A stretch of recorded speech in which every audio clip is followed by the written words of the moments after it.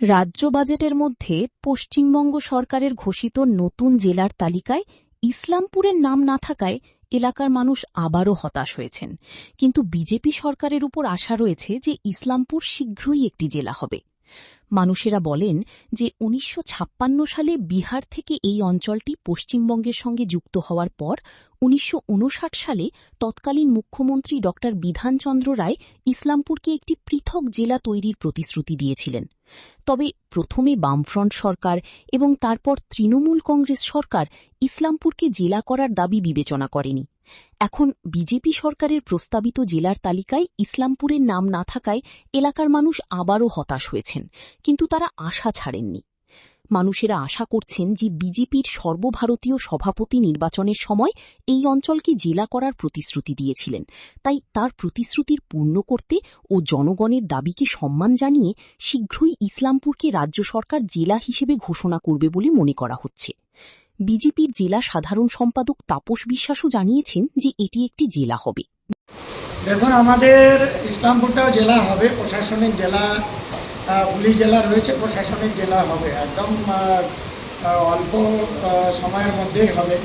সেই এবারে যে আমাদের বাজেট হলো, এবারে আমরা সেইভাবে আমরা প্রস্তাব রাখিনি, কিন্তু আমাদের ইসলামপুরে এসে আমাদের অল ইন্ডিয়া সভাপতি উনি এখানে ঘোষণা করে গিয়েছিলেন যে আগামীতে আমাদের ইসলামপুর জেলা হবে।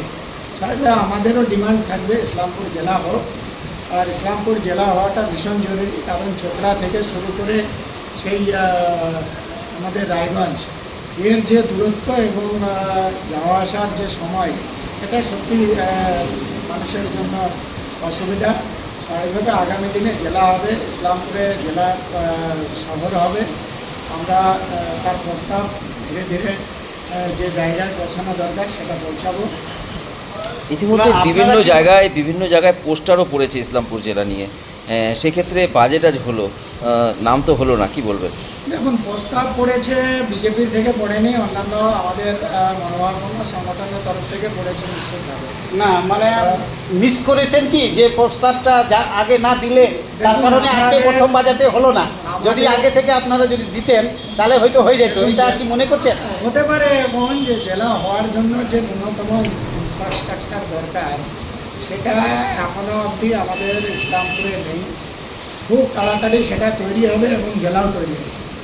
এবং আমাদের প্রথম যেটা প্রয়োজন সেটা হচ্ছে এখানে শিক্ষা এবং স্বাস্থ্যের উন্নতি দরকার। এখানে আমাদের এইমসের প্রয়োজন, উত্তর দিনাজপুরে এইমস হবে, আর সেই এইমসের ঘোষণা আজকে হয়েছে, সেটা দেখবেন আমাদের উত্তর দিনাজপুরেই হবে। আইআইটি উত্তরবঙ্গে হবে, সেটাও ঘোষণা হয়েছে। স্বাভাবিকভাবে শিক্ষা এবং স্বাস্থ্যের সবথেকে বড় যে দুটো বিষয় সেটাকে অগ্রাধিকার দেওয়া হয়েছে।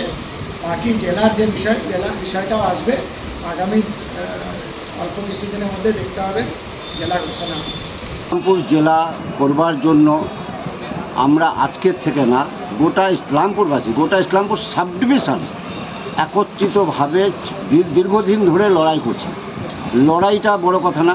1956-এ ইসলামপুর পূর্ণিয়া ডিস্ট্রিক্ট অর্থাৎ বিহার থেকে কেটে দাদেন চিফ মিনিস্টার বিধানচন্দ্র রায় ছিলেন আর কেশব মিশ্রা ছিলেন বিহারে। দুজন মুখ্যমন্ত্রীর মাঝখানে একটা চুক্তি হলো, সেই চুক্তিটাও আমার যতটুকু নলেজে আছে গোলঘরে হয়েছিল। ওই চুক্তি বলে ইসলামপুরকে কেটে বেঙ্গলে নিয়ে আসলো। ট্রান্সফার টেরিটরি অ্যাক্ট অনুসার তাতে অ্যাক্ট তৈরি হলো। অ্যাক্ট অনুসারে, এই ট্রান্সফার টেরিটরি অ্যাক্ট অনুসারে ইসলামপুরকে ডিস্ট্রিক্ট ডিক্লেয়ার করার অভিপ্রায় সেই সময় ছিল, এখনও আছে। ইতিপূর্বে আমরা বহু আন্দোলন করছি। ইনফ্যাক্ট এখানকার ট্রান্সফার টেরিটরি অ্যাক্টে অনুসারে যে সমস্ত অর্গানাইজেশনগুলো তারাও ইন্ডিভিজুয়ালি আন্দোলন করেছে, তাদের মূল উদ্দেশ্য একটাই। আমাদের ইতিপূর্বে মিনিস্টার ইনচার্জ ছিলেন দীর্ঘদিনের এমএলএ ইসলামপুরের করিম চৌধুরী সাহেবও আন্দোলন করেছেন। ইভেন কি উনি ওনার বক্তব্য দাদেন চিফ মিনিস্টার মমতা ব্যানার্জির কাছেও রেখেছিলেন, কিন্তু ওই সময় কনসিডার হয়নি। যদিও আমরা খুব অধীর আগ্রহে আমরা এক্সপেক্ট করছিলাম যে চৌধুরী সাহেবের কথা দাদেন চিফ মিনিস্টার মেনে নেবে এবং আমাদের ইসলামপুরকে ডিস্ট্রিক্ট ডিক্লেয়ার করবে, সেটা করেননি। কিন্তু বর্তমান সরকার যেরকম মানবিকতার পরিচয় দিচ্ছেন, তাতে করে আমি আশা করছি যে আমাদের ইসলামপুর সাব ডিভিশনের যে সমস্ত অসুবিধাগুলো আমরা প্রতিনিয়ত ফলো করছি, কারণ এর হেডকোয়ার্টার, কোর্ট কাছারি, ডিএম সব রয়েছে রায়গঞ্জে। আজকে দেবীঝোড়া টি স্টেট যদি হয়, ওর বর্ডার এলাকায়, বাংলাদেশ বর্ডার এলাকার ধোক একটা লোক আইনি সহায়তার জন্য ডিস্ট্রিক্ট কোর্টে যেতে হলে আগের দিন যেতে হয়, নাইট হল করতে হয়, তারপর কোর্ট অ্যাটেন্ড করতে পারে, এবং সেদিন উনি বাড়িতেও আসতে পারেন না, তারপর আবার কোথাও হল করে তারপরের দিন পৌঁছায়। এই যে দুর্বিষহ আজকের দিনে, আজকে আপডেট সমাজের কাছে এটা আমি মনে করি লজ্জাজনক, যার জন্য বর্তমান সরকারের দৃষ্টি আকর্ষণ করছি যাতে অদূর ভবিষ্যতে উইদিন ভেরি শর্ট পিরিয়ড আমাদের ইসলামপুরকে ডিস্ট্রিক্ট ডিক্লেয়ার করে। বিভিন্ন রকমের প্রকল্পের ঘোষণা হয়েছে, সে ঠিক আছে, কিন্তু সবথেকে যেটা দুর্ভাগ্যজনক আমাদের জন্য যে আজকে নতুন সরকার 5টি নতুন জেলা ঘোষণা করল, কিন্তু আমরা আশা করেছিলাম যে 1 নম্বরে ইসলামপুর জেলার নাম থাকবে, কিন্তু সেটা ঘোষিত হয়নি। এটা দুর্ভাগ্যজনক, আমরা এর জন্য হতাশা ঠিক নয়, কিন্তু অবশ্যই এটা দুঃখ পেয়েছি, কারণ দীর্ঘদিনের এই আন্দোলন 1956 সালে যখন এই এলাকাটা বিহার থেকে পশ্চিমবঙ্গের সঙ্গে যুক্ত হয়েছিল, সেই দিন কোর্ট মাঠে এসে প্রয়াত মুখ্যমন্ত্রী বিধানচন্দ্র রায় বলেছিলেন যে ইসলামপুরকে, তার পরিকাঠামো তৈরি হলে ইসলামপুরকে জেলা ঘোষণা করা হবে। পরবর্তীকালে যখন ইন্দ্রজিৎ খুল্লার পার্লামেন্টে এটা নিয়ে প্রশ্ন তুললেন যে স্টেট রিঅর্গানাইজেশনের কমিশনের সুপারিশ অনুযায়ী ইসলামপুরকে জেলা এবং একটা এমপি আলাদা এলাকা হিসাবে ঘোষণা করা হবে, তখন জ্যোতি বসু যখন মুখ্যমন্ত্রী ছিলেন তখন তিনি পার্লামেন্টে লিখিত জানালেন যে ভবিষ্যতে যদি পশ্চিমবাংলায় একটিও জেলা ঘোষণা করা হয় সেটা ইসলামপুর করা হবে। কিন্তু দুর্ভাগ্যের বিষয় তিনি সেই কথা রাখেননি, এবং তারপরেও পরবর্তীকালে যখন তৃণমূল সরকার আসলো, তৃণমূল সরকারের খুদ মুখ্যমন্ত্রী মমতা বন্দ্যোপাধ্যায় বলেছিলেন যে হ্যাঁ, মহাশ্বেতা দেবী যখন তার কাছে আবেদন করলেন যে ইসলামপুরকে জেলা ঘোষণা করো, তিনি বললেন যে হ্যাঁ করে দেব, কিন্তু তিনিও সেই কথা রাখেননি। কিন্তু আমাদের একটা বিশাল আশা ছিল যে সরকার পরিবর্তন হলো এবং সরকারি দল অর্থাৎ বিজেপিও চাইছে যে ইসলামপুরকে জেলা করা হোক, কিন্তু তা সত্ত্বেও কেন আজকে জেলা ঘোষণা করলো না, এটা আমাদের জন্য সত্যি দুর্ভাগ্যজনক।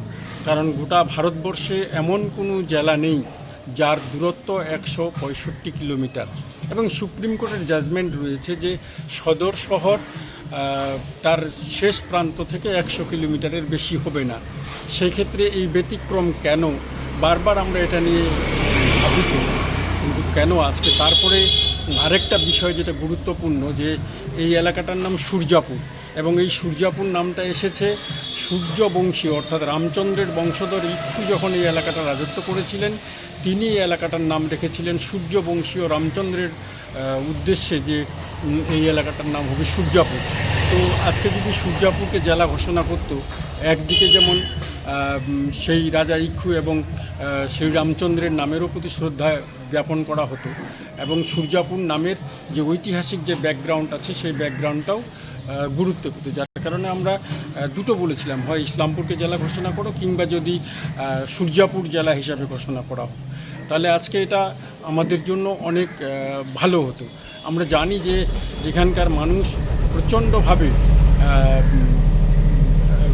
যাতায়াতের জন্য কষ্ট হয়, কারণ সোনাপুর থেকে রায়গঞ্জ গিয়ে কোনো কাজ করা, একটা দলিল তুলবে তার জন্য রায়গঞ্জ যাওয়া, বা এখান থেকে কোনো দিন হয়তো একজন মানুষ ডিএম অফিসে গেলেন ডিএমের দেখা করতে, রায়গঞ্জে গিয়ে শুনতে পাচ্ছেন যে ডিএম সাহেব ইসলামপুর এসেছে। তো এই যে একাধিক সমস্যা, একটা কোর্টের জামিনের জন্য রায়গঞ্জ যেতে হয়, বহু সমস্যার কোনো শেষ নেই। এই সমস্যা থেকে বেরোবার জন্য আমরা বারবার জেলা চাইছিলাম, এবং আমরা শুধু নয়, ট্রান্সফার এরিয়া সূর্যাপুর অর্গানাইজেশন নয়, একাধিক সংগঠন এই নিয়ে আন্দোলন করেছে, বিভিন্ন রাজনৈতিক দলও চেয়েছে। আজকে ঘোষণা হয়নি, আমরা দুঃখ পেয়েছি ঠিক, কিন্তু মাননীয় মুখ্যমন্ত্রীর কাছে আমাদের আবেদন থাকবে যে আগামীতে যেই শূন্যতাটা থেকে গেল জেলা ঘোষণার, এই শূন্যতাটা যাতে তিনি পূরণ করেন এবং অনতিবিলম্বে যাতে ইসলামপুরকে জেলা ঘোষণা করেন, এই আবেদন আমি মুখ্যমন্ত্রী এবং নতুন সরকারের কাছে রাখছি।